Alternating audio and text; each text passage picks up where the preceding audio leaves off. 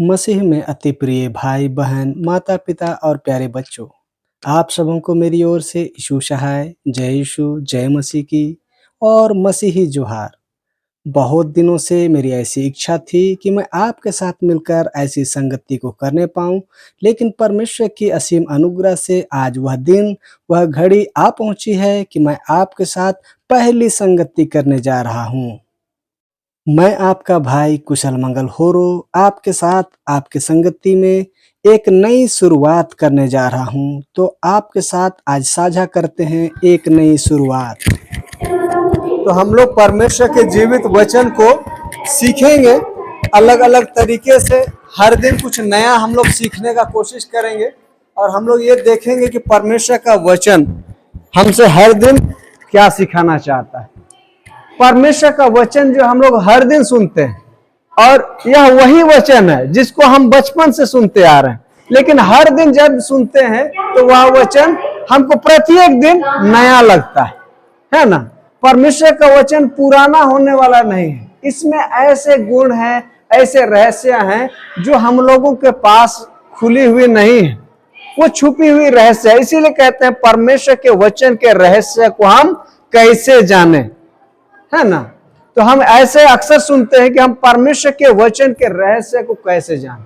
उसमें ऐसा रहस्य छुपा हुआ है कि उस वचन का समझ हमको पूरी तरह से कभी ज्ञात नहीं हो सकता है। तो हर एक उपदेशक के द्वारा से, हर एक मास्टर के द्वारा से जब भी आप सुनिएगा वही वचन होगा, लेकिन हर दिन वो नया सा आपको लगेगा। सबके घर में खाना बनता है, किसके किसके घर में खाना नहीं बनता है? सबके घर में बनता है ना। सबके घर में खाना बनता है, सबके घर में सब्जी बनता है, लेकिन जो है हर किसी के घर में बनाने वाले अलग रहते हैं, तो खाने का टेस्ट भी अलग होता है। जबकि आप चावल से ही खाना बना रहे हैं, कि आप लोग किसी दूसरे चीज से खाना बनाते हैं? नहीं ना।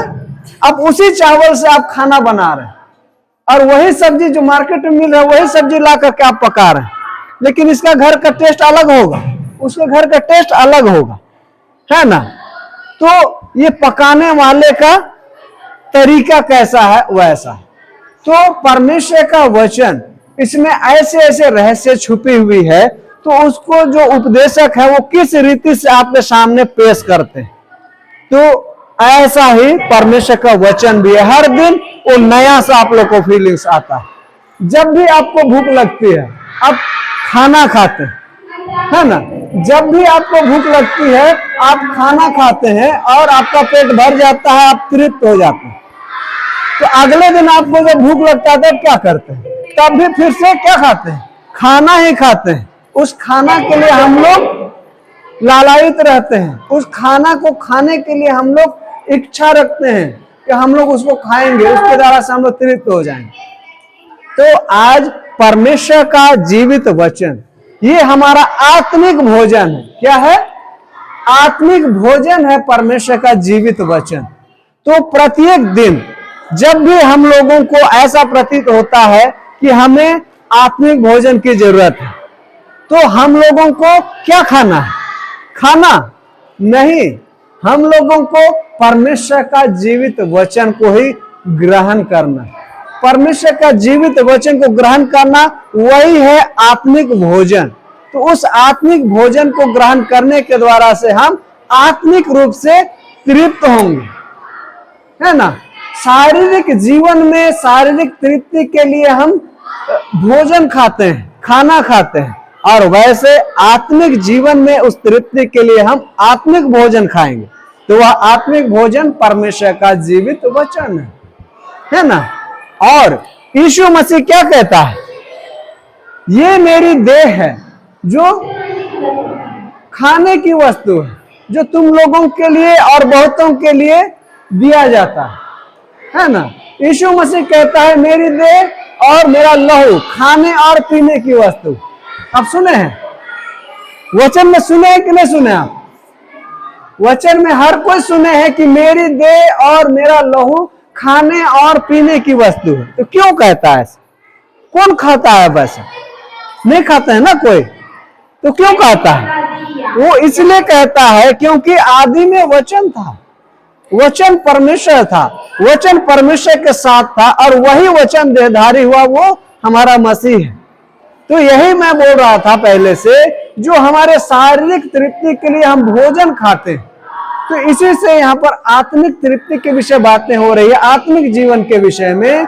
तो जो परमेश्वर का जीवित वचन है, क्योंकि वचन ही देहधारी यहाँ पर हुआ है, इसीलिए यीशु मसीह अपने आप को कहता है कि मेरा देह और मेरा लहू खाने और पीने की वस्तु है ना। ये एक वचन के रूप में प्रभु कहता है कि उसको ग्रहण करते हैं तो हमारी आत्मिक तृप्ति होती है, उस वचन को हम ग्रहण करते हैं। नहीं तो आप कभी ये मत कहिए कि अरे यीशु मसीह तो कहता है आदमी का मांस खाने के लिए, तो मतलब आदमी का मांस खा जाएंगे, है ना। यीशु मसीह के विषय में, उनके चेलों के विषय में हम बाइबल में नए नियम में हम जब देखते हैं तो लिखा हुआ है, कितने चेले थे यीशु मसीह के? 12 चेले, है ना। पर आप कहीं कहीं ये भी आप पाइएगा कि यीशु मसीह के 70 चेलों के विषय में, है ना। यीशु मसीह के 70 चेलों के विषय में आप देखिएगा तो उन लोगों को जब मसीह ने आशीष दिया और सब लोगों को जोड़ा बना करके दो दो करके अलग अलग नगरों में प्रचार करने के लिए भेज दिया, जब वे लोग वापस लौट कर आए तो बड़े आनंदित थे, बड़े आनंदित थे वे लोग, बहुत खुश थे। क्यों? वे लोग सब अपनी अपनी गवाही दे रहे हैं, प्रभु तूने हमें ऐसी आशीष दिया है कि हम दुष्ट आत्माओं को निकाल दिए, तूने ऐसी आशीष दी कि हम बीमारों के सर पर हाथ रखकर प्रार्थना किए हुए चंगे हो गए।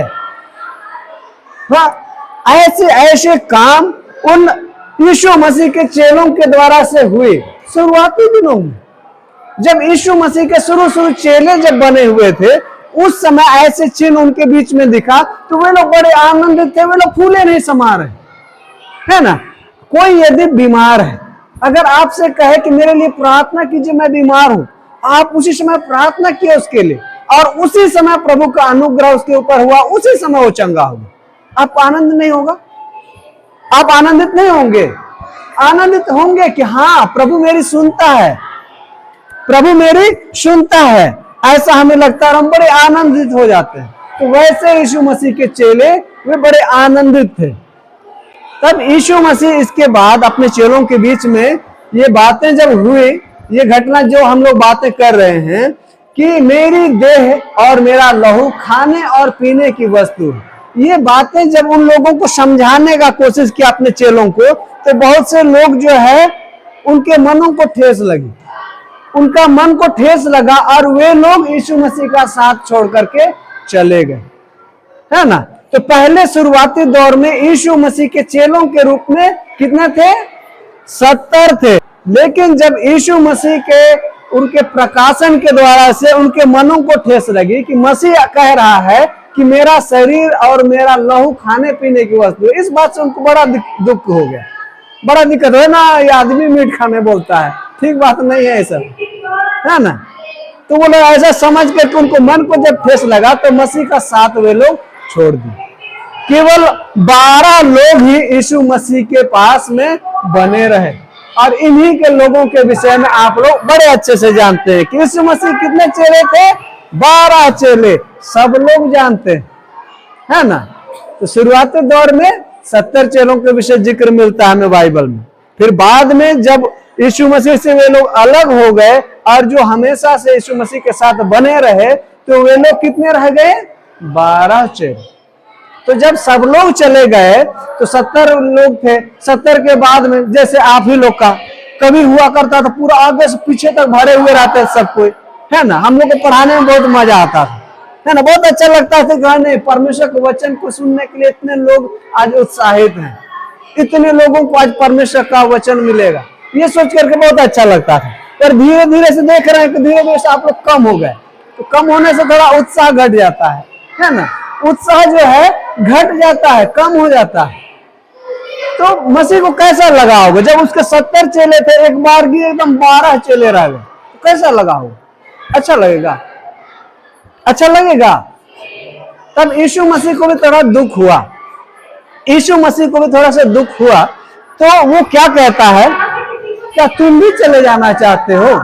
जाओ।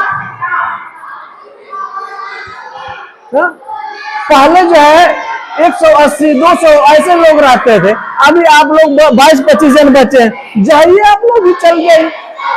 नहीं लगता ऐसा? लगता है ना?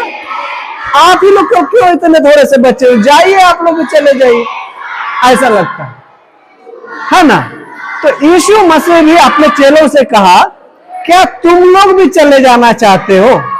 जा सकते हो भाई। तब उस समय यीशु मसीह का एक प्रिय चेला था, जिसके विषय में हम जानते हैं, उसका नाम था पतरस। क्या नाम था? पतरस। तो उसने यीशु मसीह से कहा, हे प्रभु, अनंत जीवन की बातें तो तेरे ही पास है, तो हम किसके पास जाएं? कहां जाएं? जहां हमें अनंत जीवन की बातें मिलेंगी, हम तो वहीं जाएंगे। तो अनंत जीवन की बातें तो तेरे ही पास है, तो हम किसके पास जाएं? ये कहते हुए पतरस यीशु मसीह के साथ बना रहा और वादा कर रहा है क्या? कि हे प्रभु, चाहे मेरा प्राण जाए तो जाए, लेकिन मैं तेरा साथ कभी भी नहीं छोड़ूंगा, है ना? पतरस यीशु मसीह से वादा कर रहा है, भले ही मेरा प्राण जाए तो जाए, लेकिन मैं कभी भी तेरा साथ नहीं छोड़ूंगा, ऐसा वादा करता है। और पतरस यीशु मसीह के साथ बना रहा, और उसके साथ साथ और भी 11 चेले उसके साथ बने रहे, तो टोटल 12 चेले यीशु मसीह के साथ में रह गए। और अंतिम घड़ी तक जिस चेले के विषय हम जानते हैं कि अंतिम घड़ी तक जो मसीह के साथ में संगति में बना रहा, वो पतरस ही था, है ना? जब हम लोग जानते हैं कि गेतसमनी नामक जो बारी था, वहां यीशु मसीह को पकड़वाया गया, तो जब उसे पकड़वाया गया तो सब चेले तितर बितर हो गए, सब चेले भाग गए, इधर उधर भाग गए वहां पर। लेकिन उस समय पतरस कुछ समय था उसके साथ, और उसने तलवार खींचकर एक तो दास का कान काट दिया था, है ना? उसका नाम याद रख लीजिए, बड़ा इंपॉर्टेंट है ना? कि पतरस ने, सबको पता है, एक दास का कान काट दिया था ना, तो उस दास का नाम था मलखुस। क्या नाम था? मलखुस नाम था उस दास का। तो उस मलखुस नाम का जो दास था, उस दास का कान काट दिया था। तब मसीह ने उसको मना किया, मसीह ने उसे मना किया कि जो तलवार चलाते हैं वे तलवार से घात किए जाएंगे। तुम क्या समझते हो कि क्या यदि मैं प्रार्थना करूं तो मेरा पिता जो 12 पलटन नहीं भेज देगा? भेज देगा, लेकिन जो भविष्यवाणी हुई है वो भविष्यवाणी पूरी हो।